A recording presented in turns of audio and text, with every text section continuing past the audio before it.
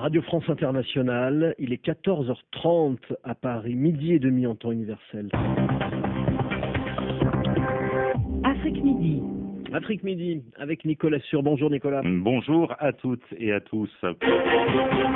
Le prix Nobel de littérature attribué au romancier tanzanien Abdulrazak Gurnah. Il est né à Zanzibar, il est l'auteur de 10 romans en langue anglaise.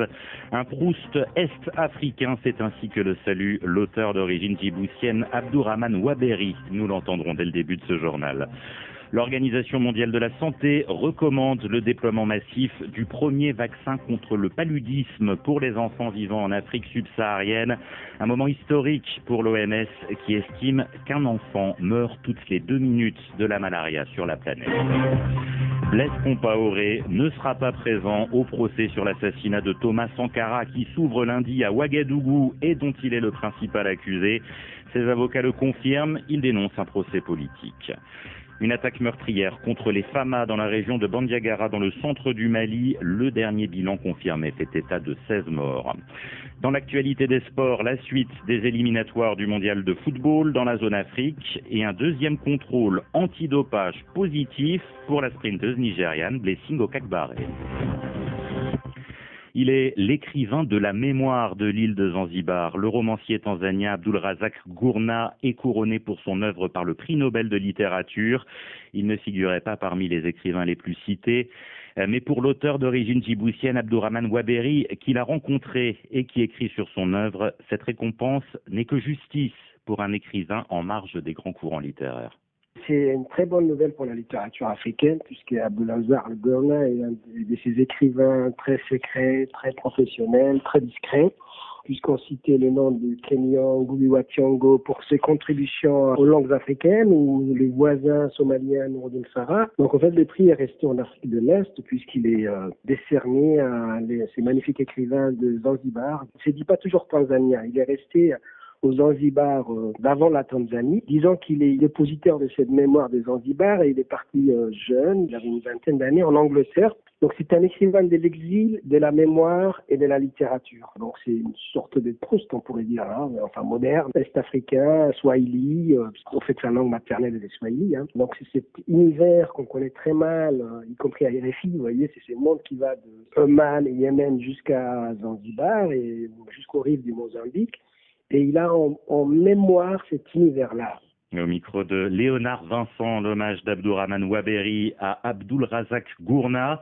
Isabelle Chenu, voici donc le romancier tanzanien qui écrit en langue anglaise, récompensé par le prix Nobel pour son œuvre empathique et sans compromis sur les effets du colonialisme. Oui, parce que toute l'œuvre d'Abdulrazak Gurnah traite du destin des hommes et des femmes réfugiés pris entre les cultures et les continents.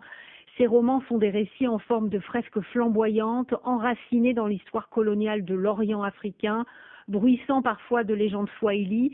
Ils explorent les douleurs de l'exil, naviguent entre introspection autobiographique et méditation sur la condition humaine.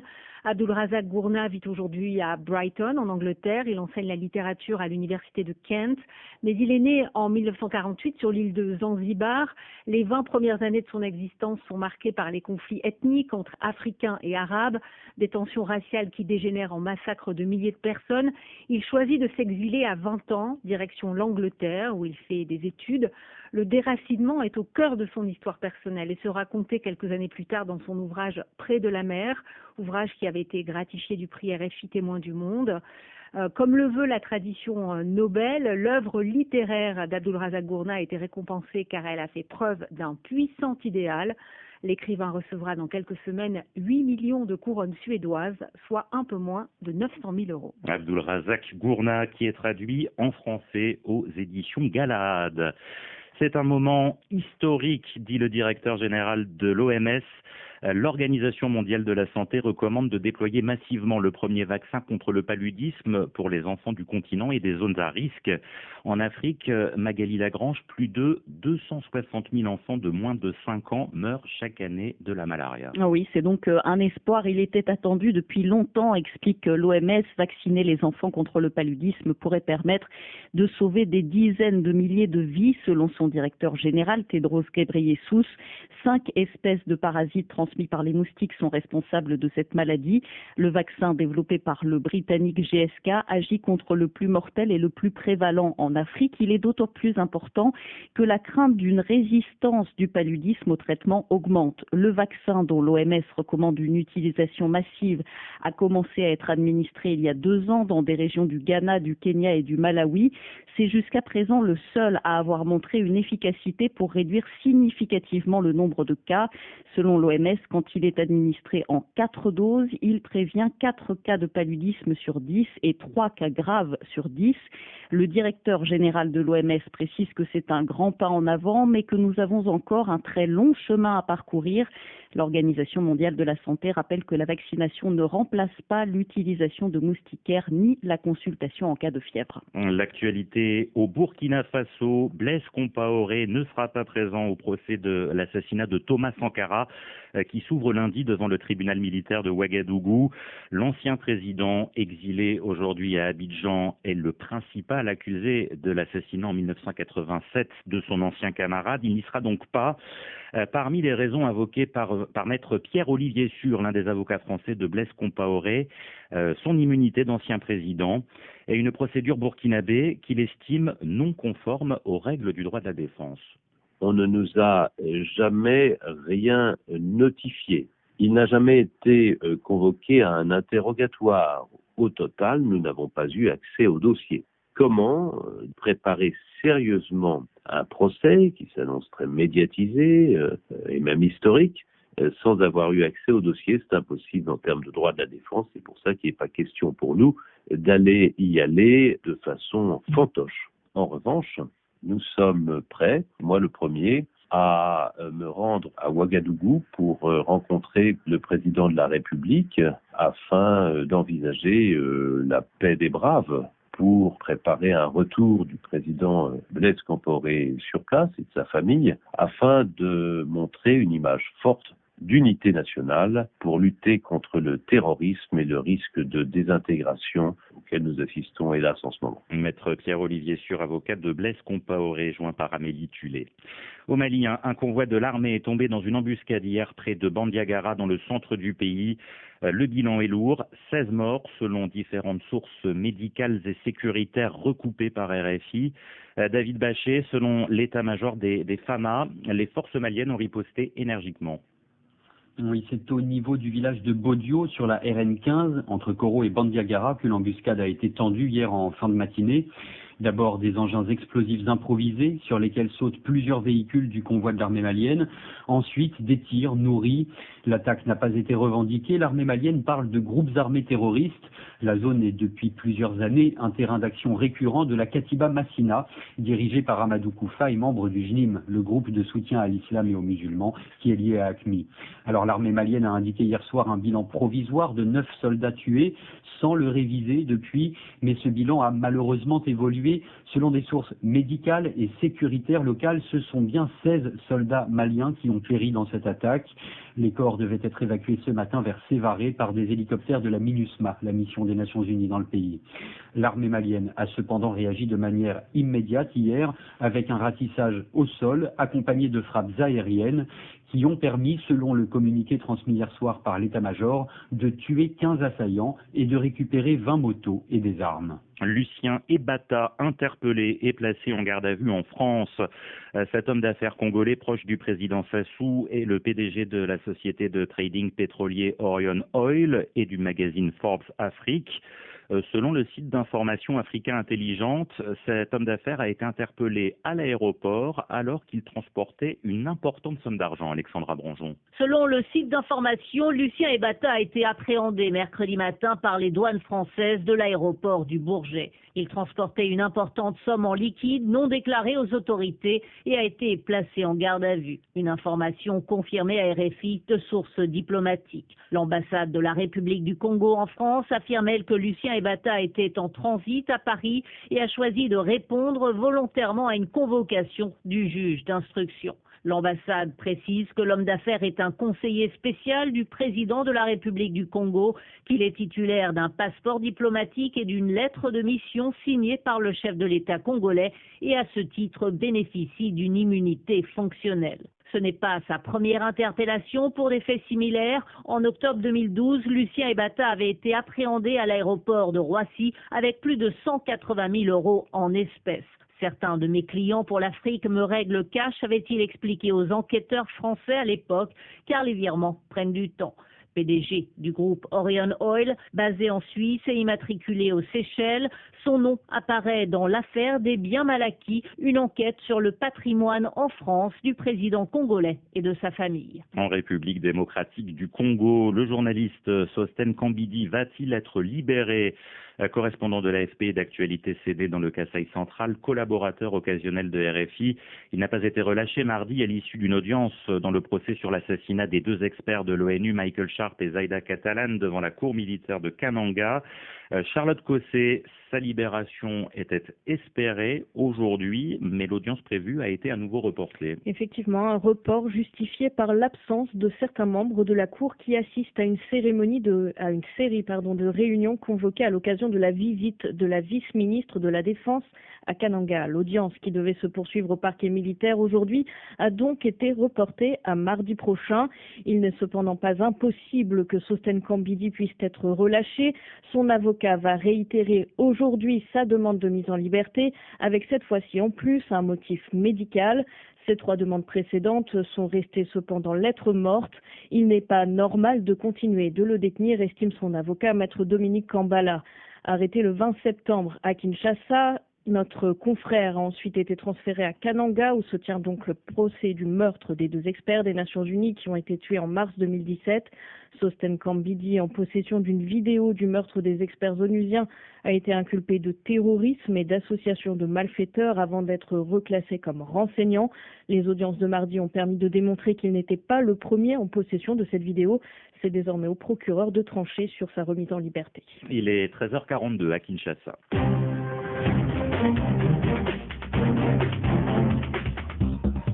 Afrique Midi.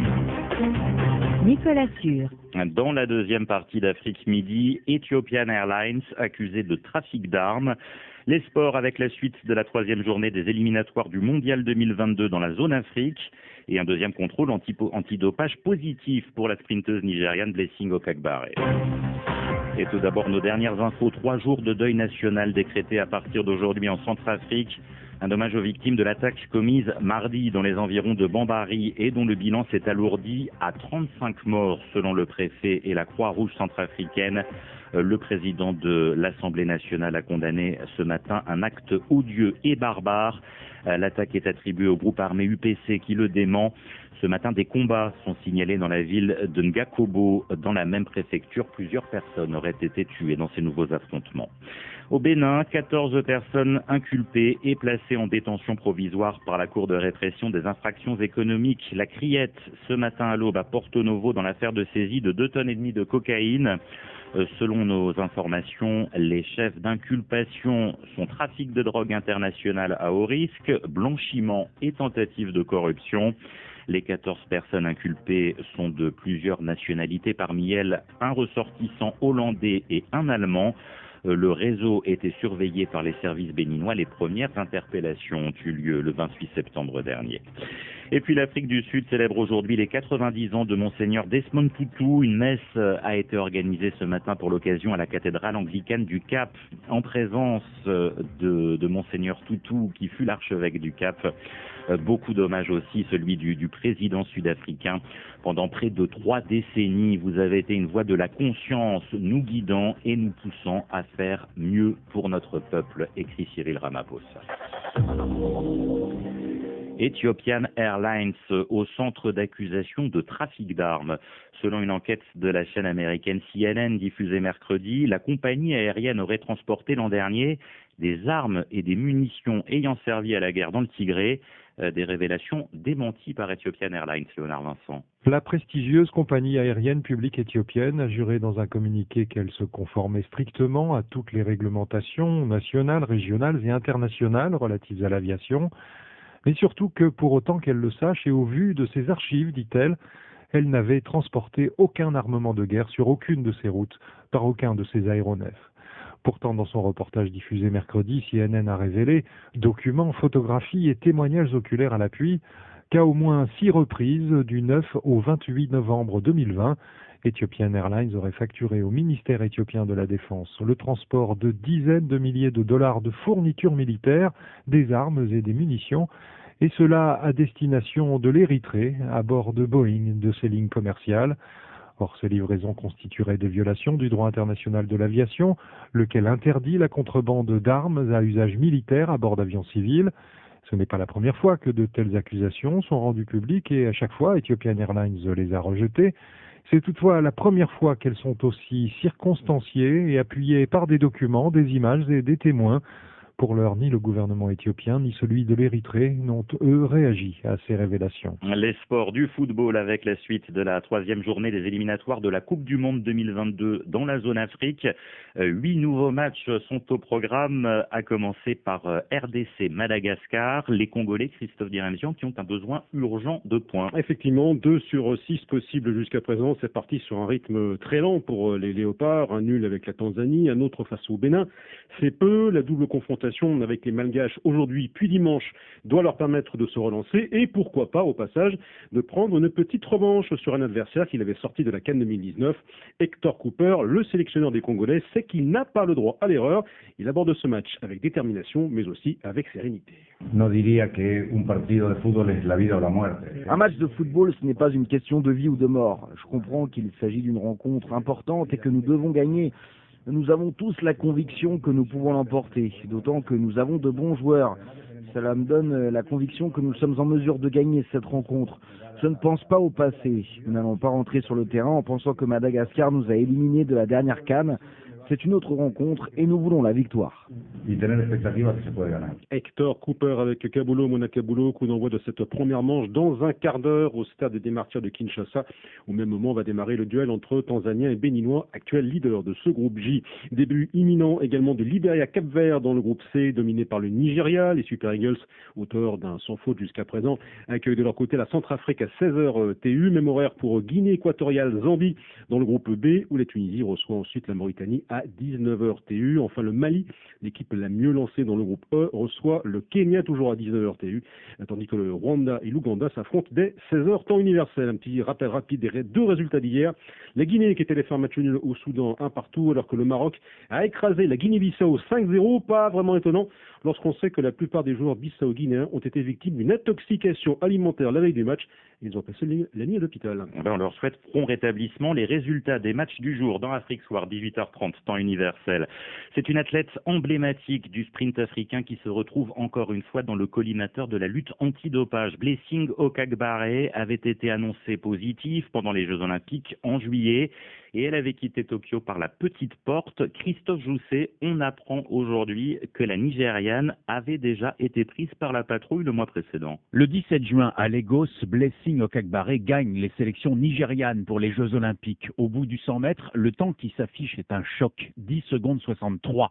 Même si le vent qui soufflait dans son dos était un peu trop fort, c'est un chrono canon. Dans l'euphorie, Okagbare se roule par terre au point d'en perdre son complément capillaire. Ce qu'annonce aujourd'hui l'unité d'intégrité de l'athlétisme est de nature à doucher cet enthousiasme. 3 jours après cette ligne droite hyper rapide, la sprinteuse a été contrôlée hors compétition. Résultat, présence de PO. Voilà qui aggrave le cas d'Okagbare. Fin juillet, elle avait été exclue des Jeux Olympiques le jour des demi-finales du 100 mètres suite à la publication des résultats d'un contrôle pratiqué 2 semaines plus tôt et qui révélait la présence d'hormones de croissance dans son organisme. Et le dossier s'épaissit encore avec le refus de coopérer avec les enquêteurs que souligne l'unité d'intégrité. Blessing Okagbare, vice-championne olympique du saut en longueur en 2008, fêtera ses 33 ans samedi. En attendant le verdict du tribunal disciplinaire, elle nie tout ce qui lui est reproché. Il est 14h49 à Paris. Afrique Midi, Nicolas Sûr. Les grands titres de ce jeudi 7 octobre 2021. Le prix Nobel de littérature attribué ce matin au romancier tanzanien Abdulrazak Gurnah. Né en 1948 sur l'île de Zanzibar, Abdulrazak Gurnah est arrivé en Grande-Bretagne en tant que réfugié à la fin des années 60. Il est l'auteur de 10 romans écrits en langue anglaise. La Russie va inviter les talibans à participer à des pourparlers internationaux sur l'Afghanistan à Moscou le 20 octobre prochain. Les autres États conviés seront la Chine, l'Iran, le Pakistan et l'Inde. Et puis l'OTAN retire leur accréditation à 8 membres de la mission russe à Bruxelles. Il fallait réagir à l'augmentation des activités malveillantes de la Russie en Europe, explique le secrétaire général de l'Alliance, Jens Stoltenberg. Le sommet Afrique-France s'ouvre demain à Montpellier dans un format inédit. Pas de chef d'État, hormis le président Macron, ils n'ont pas été invités, mais des jeunes représentatifs du monde de l'entreprise et des sociétés civiles africaines avec un objectif affiché, celui de dépoussiérer l'approche des relations entre Paris et le continent. L'une des structures chargées de mettre en œuvre la politique africaine de la France est l'Agence française de développement. Que doit-elle changer? Rémi Rioux, le patron de l'AFD, répond aux questions de Laurent Corot. Bonjour Rémi Rioux. Bonjour. L'économie est l'un des thèmes importants de ce sommet et l'AFD l'un des principaux outils de la France en matière de coopération. Votre agence est une vieille dame qui a été créée en 1941. À quel point a-t-elle besoin, elle aussi, du renouvellement de logiciels que l'Élysée dit vouloir initier avec ce sommet? On est porté évidemment par le rajeunissement, la relance de notre politique en direction de l'Afrique qui a commencé, vous le savez, à Ouagadougou le 28 novembre 2017. C'est en cours, hein, très profondément. Vous savez, la maison a doublé de taille en fait depuis mon arrivée il y a 5 ans. On a un afflux de jeunes collègues issus pour beaucoup d'ailleurs de la diversité, beaucoup de cadres locaux. Puis on rend la maison de plus en plus agile, capable de financer des contreparties, des clients, des partenaires de plus en plus divers, non seulement les gouvernements, mais plus intéressant, c'est la thèse de Montpellier, les autres acteurs des sociétés civiles. Plus largement, je dirais, il faut qu'on renouvelle le discours. Je pense qu'il faut qu'on arrête de parler d'aide publique au développement. Il faut qu'on arrête parfois ce soupçon qui pèse sur les professionnels de ces métiers. La façon dont ce sommet va avoir lieu, qui est très unique, va permettre cela et nous permettre de basculer dans une autre époque. L'aide publique au développement, c'est un concept dépassé maintenant? Vous savez, c'est un concept qui est né avec la loi de fer, avec l'indépendance. Nos partenaires sont un peu lassés qu'on parle d'aide. Je préfère le mot d'investissement solidaire parce que dans un investissement, il y a la durée précisément. On veut un partenariat de long terme. Dans l'investissement solidaire, il y a le respect. Il y a l'idée qu'il y a un retour, il y a l'idée qu'il y a un résultat, il y a l'idée que quelque chose change. Et puis, dans la notion d'investissement solidaire, il y a aussi l'idée d'un dialogue. Alors, concernant ces principes que vous énoncez, Rémi Rioux, Mediapart et Disclose publient actuellement une enquête sur le fonctionnement de votre agence. Ces deux médias notent la part importante des financements AFD accordés aux entreprises françaises. Est-ce que c'est un choix assumé ou est-ce que vous y voyez quelque chose à faire évoluer? Je suis frappé par le décalage qui existe finalement entre la tonalité et le contenu, à dire vrai, de ces articles. Est-ce que les collègues sur le terrain, les agents de l'AFD vivent. Par exemple, cet article que vous citez sur les entreprises françaises porte, je crois, sur quelques centaines de millions d'euros de financement de l'AFD pour une maison qui en apporte 12 milliards d'euros chaque année, dont la moitié en Afrique. Cette même enquête pointe des problèmes dans le contrôle a posteriori des projets financés. Il est question par exemple de projets d'agrobusiness qui se révèlent finalement contraires aux objectifs de l'agence en matière de développement durable et de respect de l'environnement. Qu'est-ce que vous répondez sur ce point précis du contrôle a posteriori ? Alors je réponds que l'évaluation des projets de l'AFD est très régulière. 45% des projets sont évalués de façon indépendante. Dans le Sahel, c'est même près de 90% en ce moment des projets qui font l'objet d'une évaluation externe. Après, évidemment, nous intervenons dans les zones les plus difficiles du monde, là où personne souvent ne veut financer de projets. Vous savez, il y a une phrase de Peggy bien connue, ils ont les mains blanches, mais ils n'ont pas de mains. Donc nous avons des mains, elles sont ancrées dans le terrain africain et nous en sommes fiers. Donc je crois que la maison AFD est une maison très solide. Je pense qu'il va y avoir un dialogue très franc, très exigeant à Montpellier. On pourra parler de tout, y compris de l'action de l'AFD. Moi je suis prêt à entendre évidemment ce ce qu'il faut approfondir, ce qu'il faut préciser, ce qu'il faut améliorer, évidemment. Merci Rémi Rioux. Je vous en prie. Entretien retrouvé sur le www.rfi.fr et sur nos applications.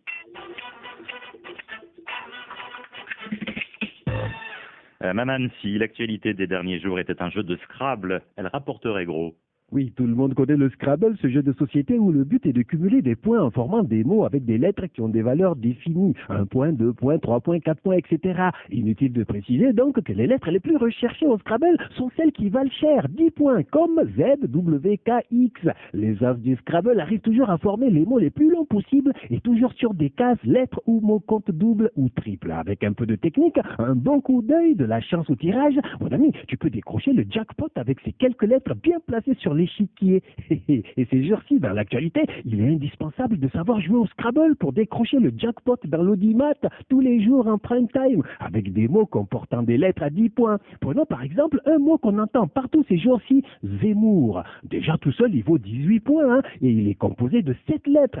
Ça veut dire que, mon ami, si tu arrives à le placer entièrement d'un seul coup, ça s'appelle faire un Scrabble, un strike. Ça veut dire qu'en plus des 18 points de départ, tu as un bonus de 50 points dans tes audiences et tes sondages. C'est pour ça que tu as du Zemmour partout dans le PAF, à la radio, à la télé, sur les nets. Chacun veut placer son Zemmour sur un mot compte double ou triple. Peu importe dans quel sens tu mets le mot, peu importe si tu as triché en choisissant les lettres, ni vu ni connu, il te faut placer ton Zemmour à toi sur l'échiquier parce que les autres l'ont fait. Du coup, c'est le Zemmour qui a la cote, c'est le Zemmour partout, c'est le Zemmour qui triple sa valeur dans les sondages parce que tout le monde le veut et comme tout le monde le veut, il monte et vice versa. Bon, pour qui connaît les règles du Scrabble, les noms de famille ne sont pas acceptés dans le jeu. Mais Zemmour est accepté parce que c'est un nom bien intégré, bien assimilé. Il passe crème. Le problème est que Zemmour ne veut pas que d'autres mots bénéficient de la même exception que lui au Scrabble. Des mots aux origines étrangères comme lui. Des mots qui rapporteraient pourtant beaucoup de points au Scrabble. Des mots que Zemmour veut expulser du jeu.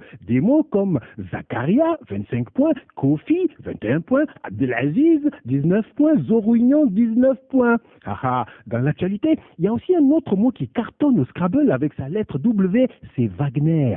Un mot qui rapporte gros à certains joueurs, on ne sait pas encore lesquels, et surtout un mot qui, lorsque tu le places sur l'échiquier, il énerve les autres joueurs au point qu'ils menacent même de tout renverser et de quitter le jeu. Le problème avec ce mot Wagner aussi, c'est que tu as gardé ton W tellement longtemps, et du coup, quand tu le joues à la fin, il te reste plus de lettres, et tu te retrouves tout seul face à des gars un peu bizarres qui risquent de changer les règles du Scrabble. Allez, moi, je retourne jouer au Monopoly, c'est moins dangereux. À lundi. À lundi, Maman. Fin de cette édition réalisée et préparée avec Laurent Chaffard, Benoît Raymond et Pierre Vallée. Merci à eux et merci à vous pour votre attention. Dans 2 minutes, un nouveau journal. Prochain rendez-vous avec l'info africaine. Afrique Soir, 20h30, heure de Paris. Très bon après-midi sur RFI.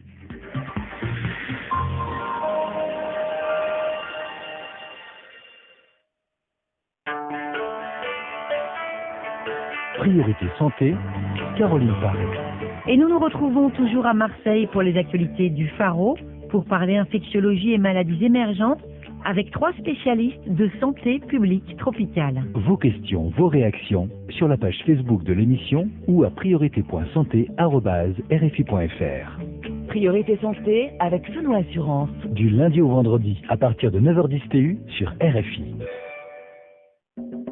C'est pas du vent. 5 millions de producteurs au sud produisent 4,5 millions de tonnes de cacao et la demande ne cesse d'augmenter. La durabilité de la filière du cacaoyer dépend de sa capacité à s'adapter aux contraintes climatiques et à la pression sur les ressources. Comment intensifier durablement la production de cacao pour satisfaire cette demande? Élément de réponse à l'occasion des Montpellier Global Days Africa. C'est pas du vent, Anne-Cécile Bras. Tout à l'heure, à partir de 14h10 TU. RFI. 7 milliards de voisins. Emmanuel Bastide attend vos témoignages sur le thème de demain. À l'occasion du nouveau sommet Afrique-France, quel avenir pour les PME du continent? Reportages et débats sur leur financement, leur croissance ou encore les emplois créés. Contactez-nous sur notre numéro WhatsApp 33 7 64 45 51 41. 7 milliards de voisins avec Emmanuel Bastide du lundi au vendredi à 10h10 TU sur RFI. Ce samedi sur RFI. Alors, on dit quoi? avec Penaï Traoré. Près de 3000 jeunes de la société civile africaine prennent part au sommet Afrique-France à Montpellier cette semaine. Quelle place et quelles opportunités pour cette jeunesse dans cette nouvelle collaboration entre le continent africain et la France? Nous en parlons dans Alors on dit quoi? Alors on dit quoi? Présenté par Penaï Traoré. Tous les samedis à 11h10 TU sur RFI.